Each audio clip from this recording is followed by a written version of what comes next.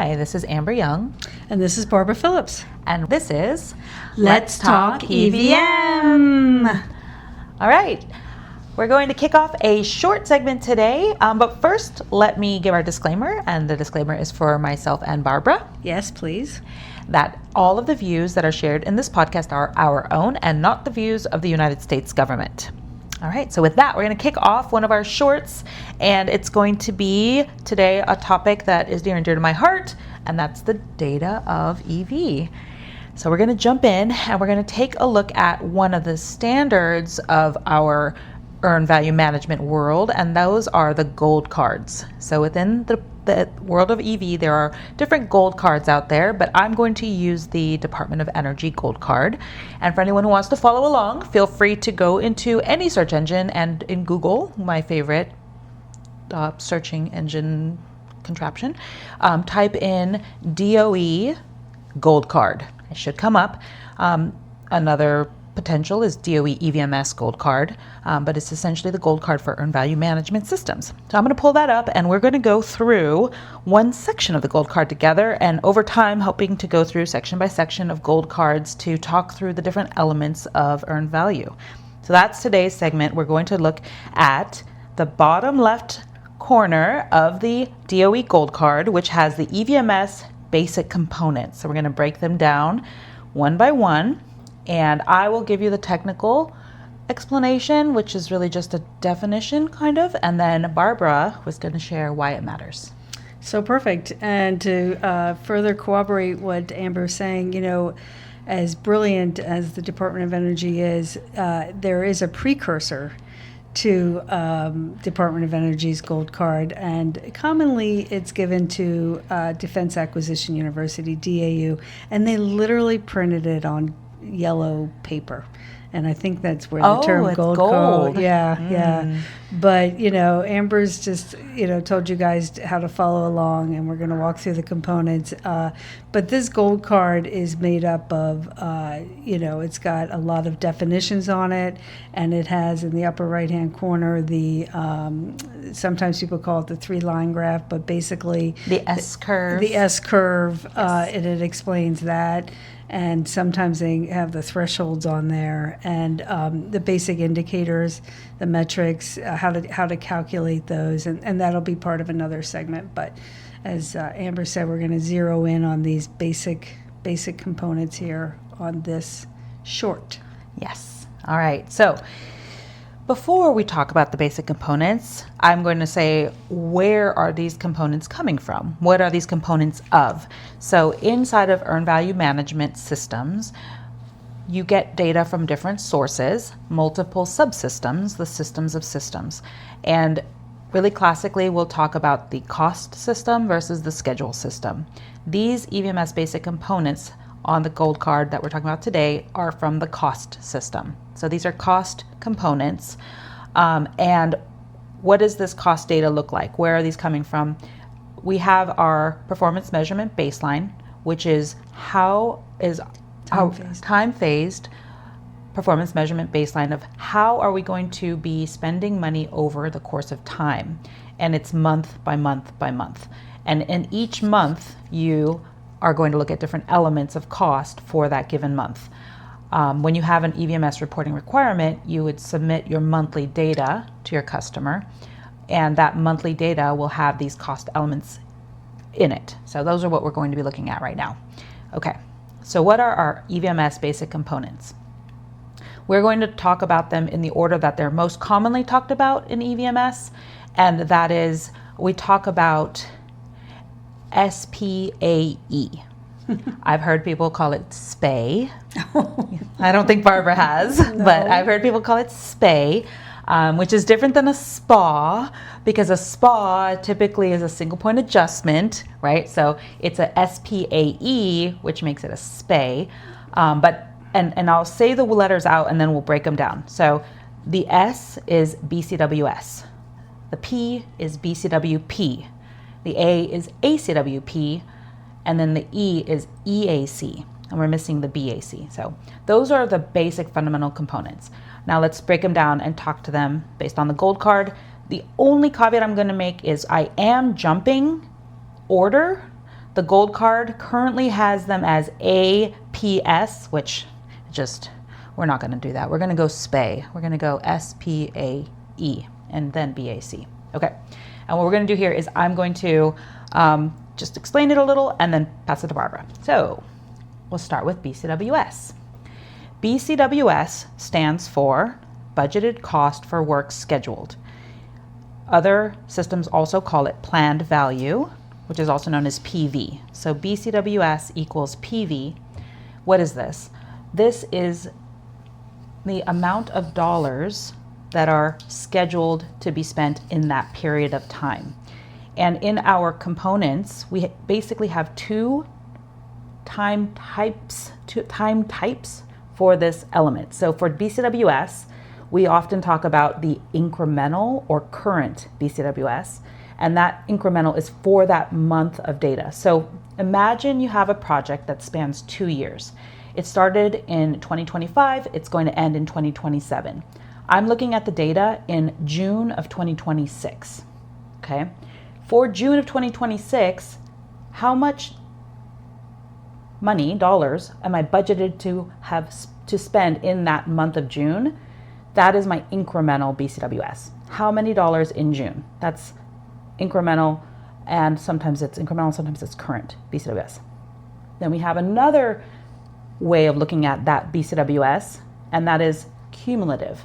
From the beginning of that project, when it started in 2025 until June 2026, all of the periods of months, all of the incremental BCWS for all the periods prior up to June, up to and including June, what is that total value? So that's cumulative BCWS. So for every component, we have incremental and cumulative for the core components. So that is BCWS. It's your scheduled budget, and I'm cautious between talking about budget, dollars, funds. These are big concepts, but what is the budgeted amount of dollars expected to be spent in that given period? So why does this matter, Barbara?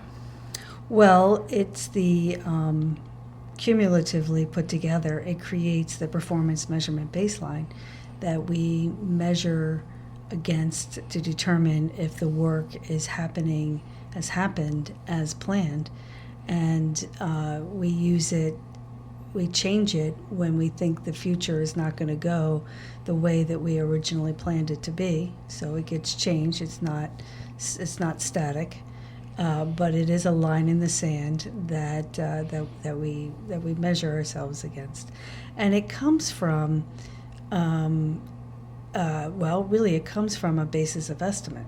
You know, the estimator, the expert will determine this is the scope of work I'm responsible for, and this is the period of performance, and these are the resources that I need. So that plan value comes from determining the resources that are needed over time. And while it is typically measured in dollars, technically it can be measured in hours. Yes. Which I don't really know anybody who does that. But anyway, theoretically, it could be other units other than dollars. Yes. But it is most common done with dollars, and so it matters because it's the backbone. If you don't know where you're going, any road will do. So you got to paint a line in the sand, decide where you're going, and that's the purpose of the plan value. Okay. Thank you. Next up, after S, we have P, BCWP, which is the budgeted cost for work performed. This is also known as our earned value. So this is our EV. BCWP equals EV, earned value. And we do have incremental for that given month, how much was earned, and then for cumulative over all time till the time of measurement, how much was earned.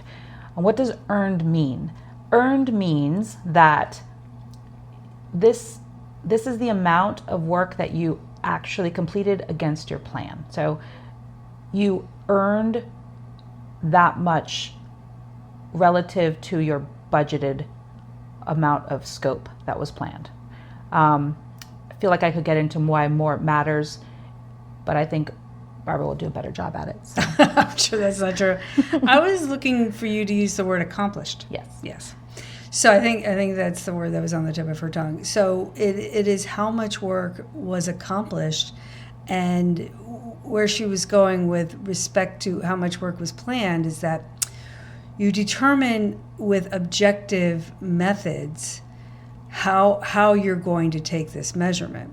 And the most common is, well, let's just use milestones, but I think the most common is percent complete. But that requires quantifiable backup data. You have to make a plan ahead of time for how you're going to do the measure, or guess what happens? People just start changing the measure because nobody likes to be wrong. And the problem with people not really wanting to be wrong is that then you don't get the insight and you can't take the corrective action, but that's another topic. So determining how much work was accomplished, it's always an estimate though. Because say you have a document, okay, you're going to get your first milestone is you've got it drafted. That's 30%. Then you got it reviewed. That's another 40%. And then you finish it up, and I'm not good with math. How much percent? What percent do we have left? 40 plus 30, that's 70, 30 more. Okay, 30 more to go. So those would be objective measures that you could put in place before you begin that document. Okay, when we meet this marker, we are then this amount, and then to dollarize it, you will multiply it by that 30% by the next term coming up or 2 terms down, which is your budget at completion. So, and then you would compare it to your plan value. And when you compare, and then like Amber was saying, EV is not just this approach, which is really earned value management, and the system is people, process, and tools. But then the acronym EV is specific, this variable, this component, this term, which is how much work was accomplished, and it's determined in the way that I was just mentioning. And when you compare to the plan value, you can figure out your schedule variance. Yeah. I think, I'm going to try. I know there's lots of examples out there, but a really basic one. Let's say in June, you planned to lay 10 bricks. But then you only actually laid 7. So your EV is 7. That's what you actually accomplished, that unit of brick, right? And how many dollars per brick? 70%, 7/10. Yeah. Yeah. So that's, how much did you actually get done based on what But you you planned to get 10 done by June, but you only got 7 of the 10 done. Right. So therefore you would show a schedule variance, right? An unfavorable schedule variance. Yep. Right. Yep. All right. So that's earned value, a topic that is so critical. We'll have many more podcasts on that, so more to come. Okay, last on the subcomponents here is ACWP, which is the actual cost of work performed, also known as actual cost, or AC. So AC equals ACWP. And this is how much it actually cost. For those 7 bricks, you thought it was going to cost $10 a brick, but for some reason, now the bricks cost $13. So that's the actual cost, 7 times 13, not 7 times 10. So the actual cost versus what you scheduled or planned to spend on those bricks. And just like the other 2 components, it's measured both in a current period or incrementally as well as cumulatively. So you get a current period actuals. And I wanted to make one other note earlier when you were saying about it being monthly. It's really because of the actuals that we do the measuring monthly, because monthly coincides with the accounting period, and we need the accounting period to end in order to find out how much money we spent. Mm-hmm. So there's always that closing of the books, whatever accounting period you use, the calendar, the 445, whatever accounting periodicity you're using, it is what it is, and then you measure. You have to wait for that, and that's something that sometimes people do estimated actuals in order to get the data even earlier. Yeah. And that's another topic too. But yeah, it's important because once you have the actuals, then you're in business, because now you've got all 3, and especially when you compare the actuals to how much work you got done, then you get your cost variance. Mm-hmm. So those 7 bricks cost a lot more than they were originally planned to do, and now you knew they were originally planned to cost 70. And now they cost whatever, 91. 91. I think. Math girl. 7 times 3 is She was a math teacher, by the way. So now they cost that. So now you can make an informed decision based on that. Like, well, maybe the house can stand with just the 7 bricks. Let's just call it. There could be some stability there. Look, we could save money. We New originally thought design. It was a new design. We thought it was going to be $100 to pay for the bricks because we're going to get 10, but now we have 7, but it costs us $91. Let's call it a day. All right, so two more elements, and these are now no longer incremental or cumulative. These are now total summations. So we do have one that's here that's not actually listed. It's the ETC, estimate to complete. We're going to skip over that because it's not on the gold card. We're just going to go straight to BAC and EAC. BAC and EAC are both total summations across the entire life of the project. So we'll start with BAC. BAC is related to BCWS. So BAC is the budget at completion. It's the summation of all of your BCWSs over the entire project, not just a current, not just cumulative, that up till now, but everything across the whole project. So why does BAC matter, Barbara? Well, it's the total amount, like Amber was saying, that is planned, that the project is planned as. It's sometimes just people casually just call it the budget because it's the whole life cycle, it's the whole amount. And of course you have a BAC for the whole project, but each level of the work breakdown structure also has a BAC, just like all these other variables. So all the BACs together equal the total BAC. So the BAC becomes like a stake in the ground that's your target, that you're hoping your project costs, the $100. And then I'll pass the mic back to Amber to tell us about the EAC, and then we'll talk about how those two things work together. Yep, so lastly, on our EVMS basic components on the gold card is the EAC, so the estimate at completion. So here we're talking estimate. The way I like to think about our cost components often is baseline budgets. Those are what we planned versus future estimates. I kind of see two different time frames here. What did we think it was going to be and what will it actually be? So EACs to me is the future, right, estimates.